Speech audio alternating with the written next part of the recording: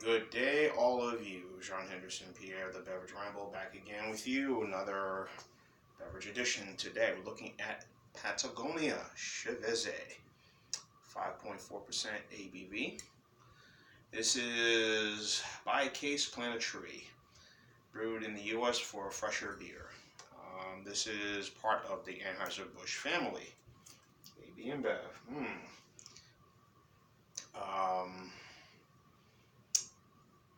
Yeah, tap into your beer. Kind of gave it away, the website, and that's kind of owned by Anheuser-Busch. If some of you probably don't know that by now. Patagonia Cerveza, Fairfield, California, brewed in the USA. There's been some interesting things. This beer, Anheuser-Busch, long story about this. Recently, AB-InBev was sued by the makers of the company, Patagonia, that does a lot of outerwear. According to this, came out in April. The clothing company Patagonia is suing Budweiser, parent company, for selling beer that bears its name and evokes its rugged, rental-friendly brand and logo.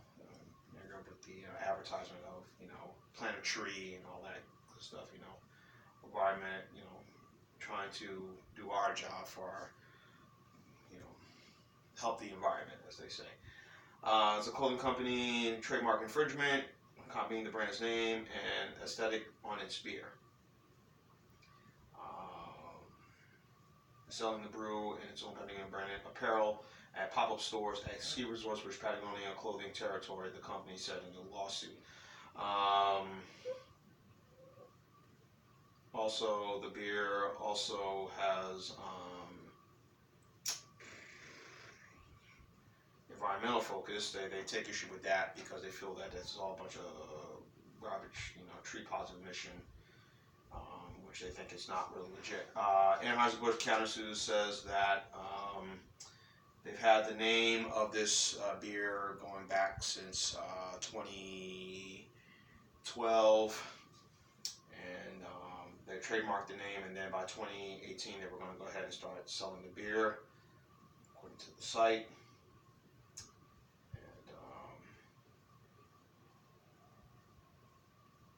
So they've been having this, they sat on it until they made the beer, so according to the suit.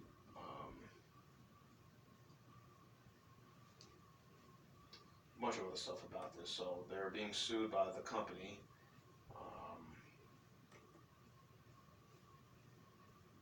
Sorry about that. I'm just trying to get some information about this. Why? So anyway, they're has been brewing Patagonia, the company itself. Patagonia said they've been brewing its own beer since 2016. Anheuser-Busch said they had the trademark, but they have sat on it in 2012, but then finally of 2018 they began brewing their beer. So a lot of different factions right here, seeing on top of that, Anheuser-Busch InBev also is being sued by Molson Coors, or Miller Coors, because of the whole corn syrup ad, which aired during this past Super Bowl, which I'm sure a lot of you saw, and I thought it was kind of ridiculous by them to do that, but Anheuser-Busch always likes to kind of do something to kind of shock and awe a lot of folks, Anyway, 5.4% ABV. Just like the whole shock top thing, that gives that nice rugged look, lifestyle. Shock Top Brewery, St. Louis, Missouri. When you just look in the back of the can, St. Louis, and look at the website, tap into beer, you immediately know it's an Anheuser-Busch product. So, but anyway, I saw this the other day at a convenience store. I bought this. It was 59 cents for one bottle, 59 cents for the bottle, and I said, okay, I'm gonna give this thing. I've seen it around. Hadn't really paid much attention to it, but when I saw it at the service station or convenience store or bodega, if you're from Jersey, you know what I mean by bodega. It was 59 cents. So I bought 2 bottles, came up after taxes $1.30. So I said, why not? I'm gonna go ahead and give it a review. So here's what the beer looks like. It's a Bohemian Pilsener, as they say.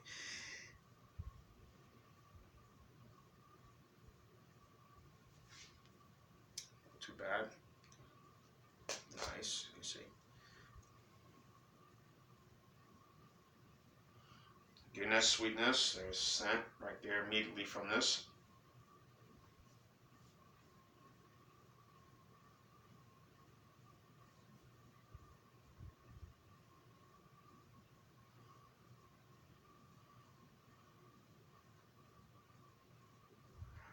almost like a bread kind of thing. I'm getting like, you know, like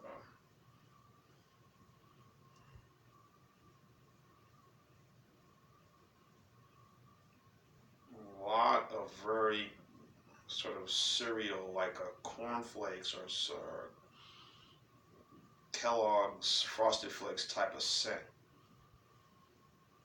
Some oats in this, I guess. But it has that sort of scent like when like you're eating a cereal. You're about to eat a cereal, you know. On to the taste.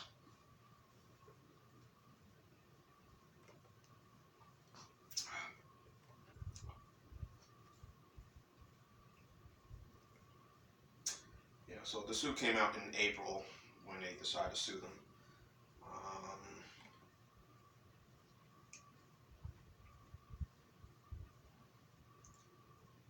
So, so it says mostly about the logo, how it looks, and everything else. Again, the mountain look and everything else. So,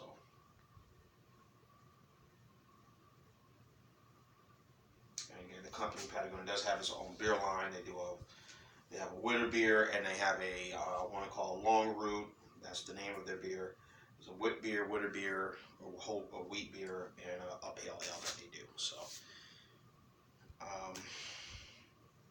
Anheuser-Busch InBev, again, of course, we all know the company has, and also another thing I've also noticed now a lot, and maybe because it started with Anheuser-Busch being bought out by InBev in 2008, this push, you know, by the other companies, like, you know, we're American-owned, Yuengling, you know, Boston Beer Company, like, you know, we're American, we support America, you know, we're not a foreign entity. You know, we know the big boys, you know, Molson Coors, Miller Coors is foreign owned, as is Miller Coors, Molson Coors, whatever it is, Carlsberg. But I think for the average beer drinker, like me, I think most of us probably don't care, you know, whether Yuengling is made in America or may not. This beer, that beer made, as long as it tastes good and it's, you know, most importantly, it tastes good and it's clean and it's refreshing and has all the things that you want in a beer, and who cares where it's from? I mean, if it's bad, they're not going to buy it. If it's good, they will buy it. From your budget to your premium to your upper high class, you know, all styles. So whether it's made here, made overseas, you know, whatever. So, and I'm sure you've seen some of the cans, you know, Natural Light has said that, and Miller and Milwaukee's Best, Brewed in America, just to, you know, put that, American made, American owned, you know, which is, you know, again, all for that, but most common beer drinker probably like, I don't give a damn, personally don't. So,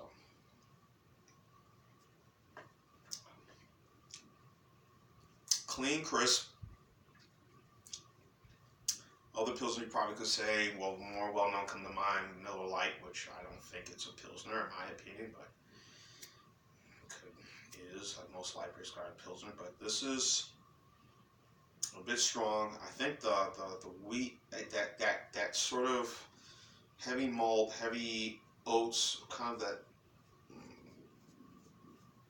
ingredient that you like with a Frosted Flakes, with that sweetness is in this beer. Or Honey Nut Cheerios, kind of that sugary sweet type taste. And I'm getting it in this beer immediately right now, so.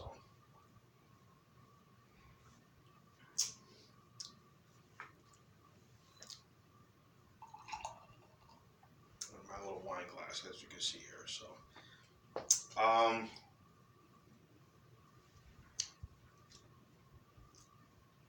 Super cool to have this. Yeah, I could see, you know, 5.4. I'm sure probably be a little much, you know, for a Pilsner, but I think maybe just about right. It does have some Euro flavor to it. A bit of a little, not much of sort of a grassy kind of taste. I said after it's going down like a.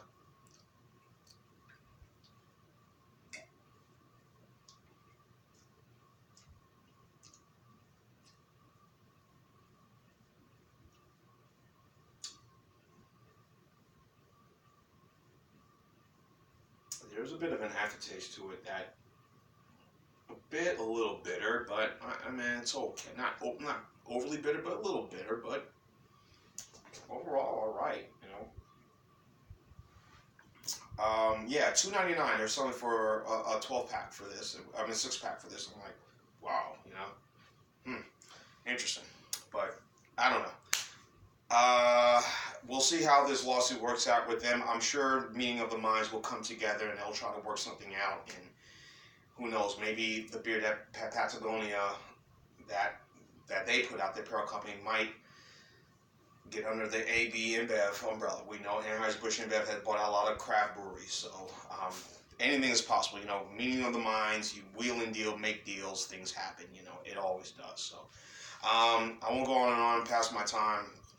So I'm gonna give this beer a B plus for the Pilsner, so that'd be an 87, 88 score. 87, 88. That's about fair right now. So Patagonia, Bohemian Pilsner, Cerveza, very good, B plus score. Sean, here's the beer, the beverage Remington. Keep on watching. Always cheers, live, laugh, and love. Patagonia, Patagonia, Patagonia.